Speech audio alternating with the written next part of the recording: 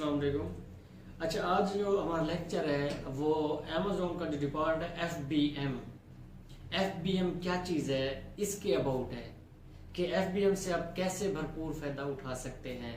एक होता है एफ बी ए का जो हमारा लेक्चर था वो पिछला लेक्चर बना पड़ा है, और जो अब एफ बी एम का लेक्चर है वो हमने आपने सुनना है कि एफ बी एम का मतलब क्या है, और एफ बी ए था उसका प्रोसेस क्या था, और एफ बी एम का प्रोसेस क्या है, यही आपने थोड़ा समझना है।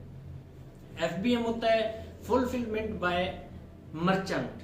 अब मर्चेंट किसको कहते हैं? जो सेलर्स होता है, होल सेल करता है। जैसे आपने सुना होगा ना, वो स्टोर एक बनी होती है, कोई दुकान हो गई, वो किराया ना मर्चेंट लिखा होता है।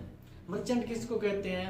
जिनकी प्रोडक्ट्स होती है, अब आपने प्रोडक्ट्स ले ली, अपने पास रखी हुई है। इसका मैं आपको कंप्लीट प्रोसेस समझाता हूँ कि मर्चेंट क्या होता है।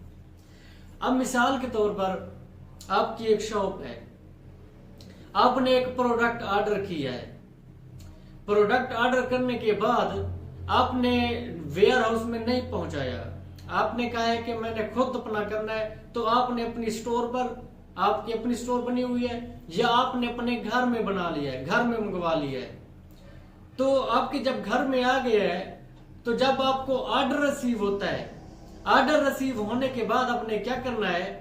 आपने उसकी पैकिंग भी खुद करनी है, आपने शिपमेंट भी खुद करनी है, आपने उसे डिलीवर खुद करना है। आपकी वो रिस्पॉन्सिबिलिटी होगी सारी, आपको ऑर्डर तक, उस कस्टमर तक पहुंचाने तक की आपकी जिम्मेदारी होगी।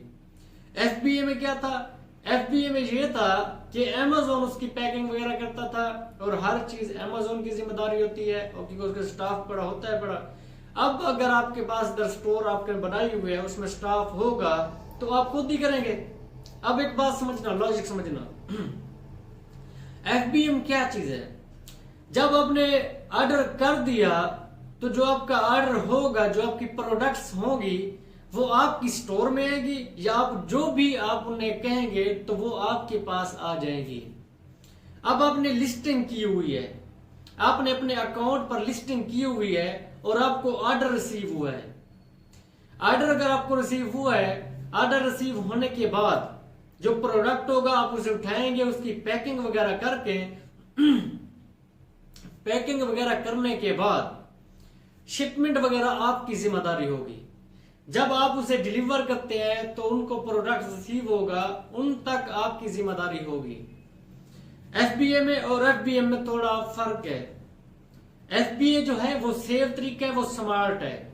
हाँ, एफबीएम जो है अगर आप लोग एफबीएम करना चाहते हैं तो एफबीएम उन लोगों के लिए है जिनके बड़े बड़े स्टोर्स बने हुए हैं, या वो पहले घर में काम कर रहे हैं, तो वो उनके लिए ये सेफ तरीका है।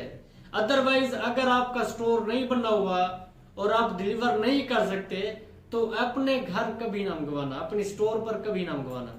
अगर रखवाना चाहते भी हैं, अगर आपको शौक है भी सही, तो आप कोशिश करें कि अमेज़ॉन के थ्रू आप एफबीए करके अमेज़ॉन वेयर हाउस में रख दें, ना कि अपने घर मंगवा लें।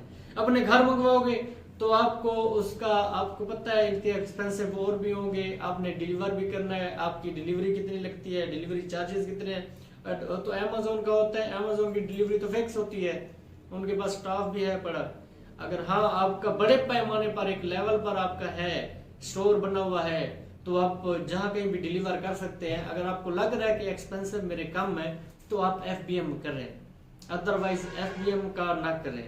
एफबीए कर लें, एफबीए का आप, उसका भी बेनिफिट है। अगर एफबीए भी नहीं करना चाहते तो ड्रॉप शिपिंग जो है, ड्रॉप शिपिंग आपको बेस्ट है। ड्रॉप शिपिंग का ये होता है, आपको भी पता है कि ड्रॉप शिपिंग क्या है। ड्रॉप शिपिंग आपको बेनिफिट दे सकती है, क्योंकि एक थर्ड पर्सन, आप एज अ थर्ड पर्सन काम कर रहे हैं। ओनर कोई और है, बायर कोई और है, आप सिर्फ और सिर्फ आपने ऑर्डर देना है, उसे पेमेंट करनी है।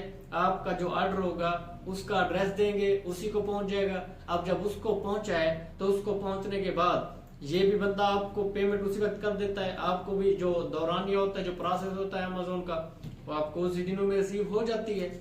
ठीक है ना?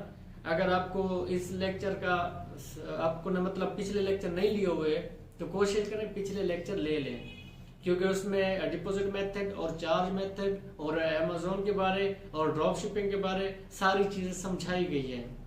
तो कोशिश करें आप पूरी सीरीज वाइज चले और पूरे काम को समझ कर चले। ठीक हो गया। बाकी आपको सारे लेक्चर वगैरह इधर प्रोवाइड कर दिए जाएंगे। Best of luck. Allah Hafiz.